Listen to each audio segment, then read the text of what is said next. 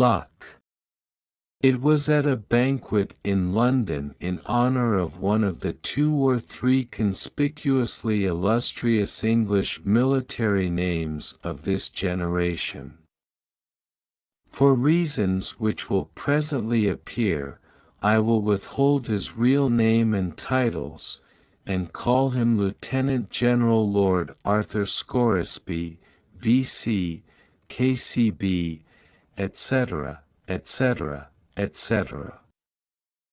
What a fascination there is in a renowned name! There sat the man, in actual flesh, whom I had heard of so many thousands of times since that day, 30 years before, when his name shot suddenly to the zenith from a Crimean battlefield, to remain forever celebrated.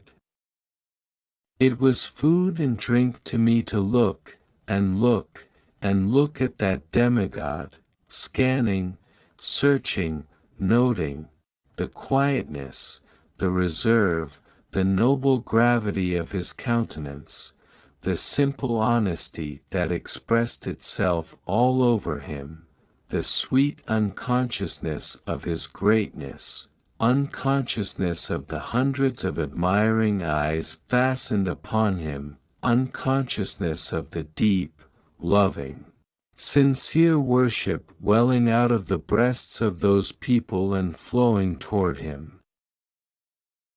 The clergyman at my left was an old acquaintance of mine, clergyman now, but had spent the first half of his life in the camp and field, and as an instructor in the military school at Woolwich.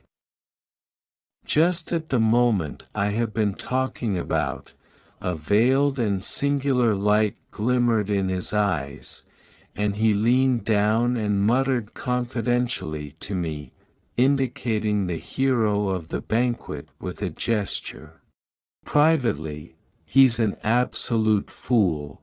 This verdict was a great surprise to me. If its subject had been Napoleon, or Socrates, or Solomon, my astonishment could not have been greater. 2 things I was well aware of: that the Reverend was a man of strict veracity, and that his judgment of men was good. Therefore I knew, beyond doubt or question, that the world was mistaken about this hero. He was a fool. So I meant to find out, at a convenient moment, how the Reverend, all solitary and alone, had discovered the secret. Some days later the opportunity came, and this is what the Reverend told me. About 40 years ago I was an instructor in the military academy at Woolwich. I was present in one of the sections when young Scoresby underwent his preliminary examination. I was touched to the quick with pity, for the rest of the class answered up brightly and handsomely, while why, dear me, he didn't know anything, so to speak. He was evidently good, and sweet, and lovable, and guileless, and so it was exceedingly painful to see him stand there, as serene as a graven image, and deliver himself of answers which were veritably miraculous for stupidity and ignorance. All the compassion in me was aroused in his behalf. I said to myself, when he comes to be examined again, he will be flung over, of course, so it will be simply a harmless act of charity to ease his fall as much as I can. I took him aside, and found that he knew a little of Caesar's history, and as he didn't know anything else, I went to work and drilled him like a galley slave on a certain line of stock questions concerning Caesar which I knew would be used. If you'll believe me, he went through with flying colors on examination day. He went through on that purely superficial cram and got compliments too, while others, who knew 1,000 times more than he, got plucked. By some strangely lucky accident, an accident not likely to happen twice in a century, he was asked no question outside of the narrow limits of his drill. It was stupefying. Well, all through his course I stood by him, with something of the sentiment which a mother feels for a crippled child, and he always saved himself, just by miracle, apparently.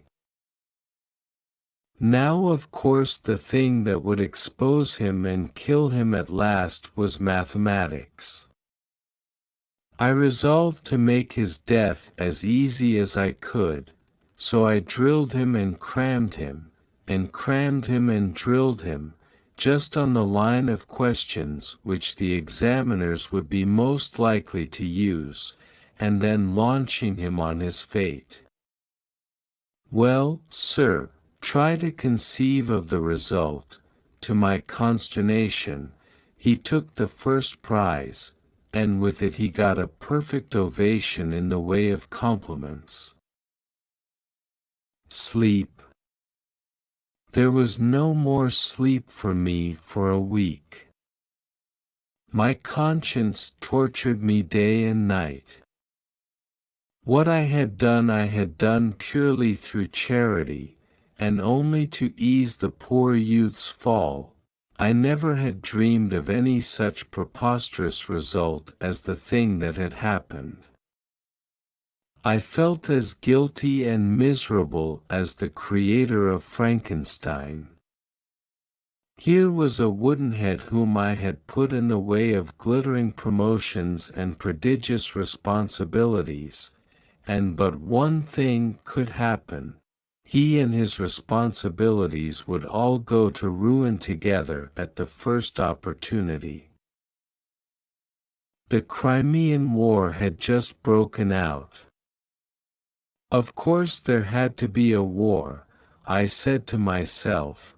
We couldn't have peace and give this donkey a chance to die before he is found out.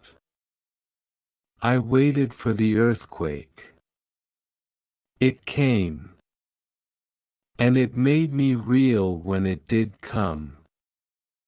He was actually gazetted to a captaincy in a marching regiment. Better men grow old and gray in the service before they climb to a sublimity like that.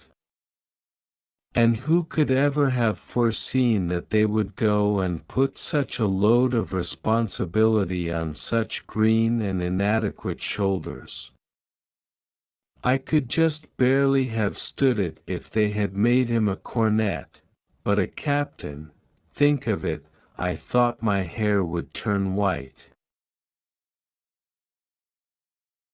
Consider what I did, I who so loved repose and inaction. I said to myself, I am responsible to the country for this, and I must go along with him and protect the country against him as far as I can. So I took my poor little capital that I had saved up through years of work and grinding economy, and went with a sigh and bought a cornetcy in his regiment, and away we went to the field. And there, oh dear, it was awful. Blunders. Why, he never did anything but blunder. But, you see, nobody was in the fellow's secret, everybody had him focused wrong, and necessarily misinterpreted his performance every time. Consequently they took his idiotic blunders for inspirations of genius. They did, honestly, his mildest blunders were enough to make a man in his right mind cry, and they did make me cry, and rage and rave too, privately. And the thing that kept me always in a sweat of apprehension was the fact that every fresh blunder he made increased the luster of his reputation. I kept saying to myself, "He'll get so high, that when discovery does finally come, it will be like the sun falling out of the sky." He went right along up, from grade to grade, over the dead bodies of his superiors, until at last, in the hottest moment of the battle of, down went our colonel, and my heart jumped into my mouth, for Scoresby was next in rank. "Now for it," said I. "Well, I'll land in Sheol in 10 minutes, sure." The battle was awfully hot. The Allies were steadily giving way all over the field. Our regiment occupied a position that was vital. A blunder now must be destruction. At this crucial moment, what does this immortal fool do but detach the regiment from its place and order a charge over a neighboring hill where there wasn't a suggestion of an enemy? "There you go," I said to myself. "This is the end at last." And away we did go, and were over the shoulder of the hill before the insane movement could be discovered and stopped.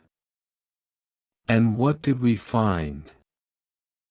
An entire and unsuspected Russian army in reserve. And what happened? We were eaten up. That is necessarily what would have happened in 99 cases out of 100. But no, those Russians argued that no single regiment would come browsing around there at such a time. It must be the entire English army, and that the sly Russian game was detected and blocked, so they turned tail, and away they went, pell-mell, over the hill and down into the field, in wild confusion, and we after them. They themselves broke the solid Russian center in the field, and tore through, and in no time there was the most tremendous rout you ever saw, and the defeat of the Allies was turned into a sweeping and splendid victory. Marshal Canrobert looked on, dizzy with astonishment, admiration, and delight, and sent right off for Scoresby, and hugged him, and decorated him on the field, in presence of all the armies. And what was Scoresby's blunder that time?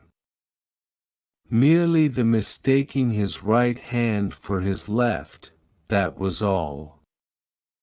An order had come to him to fall back and support our right, and instead, he fell forward and went over the hill to the left.